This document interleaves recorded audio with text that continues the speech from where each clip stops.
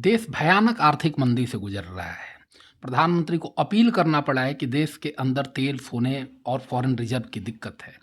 Petrol और LPG cylinder की महातंगी शुरू हो गई है।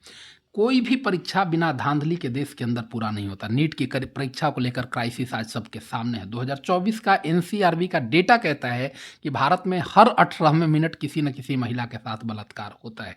देश के अंदर हर 1 घंटे पे कोई ना कोई किसान सुसाइड करता है और देश की राजधानी रेप कैपिटल के रूप में जानी जाती है। एनसीआरबी का डेटा कहता है कि सर्वाधिक रेप के केस यही आते हैं।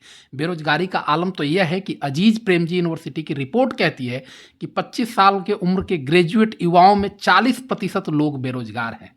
लेकिन इन सब की किसको चिंता है? देश की मीडिया, जिसके ऊपर सवाल पूछने की जिम्मेदारी है, डेमोक्रेसी के चौथे पिलर को इस बात की चिंता है कि इटली में पीएम ने मेलोनी को जो चॉकलेट खिलाई थी उसका टेस्ट क्या है। सत्ता ऑटोक्रेटिक इसलिए नहीं होती है क्योंकि यह उसका स्वभाव है, बल्कि वह ऑटोक्रेटिक इसलिए होती है कि जिनके ऊपर सवाल पूछने की जिम्मेदारी थी वो चॉकलेट का टेस्ट पूछना शुरू कर देते हैं।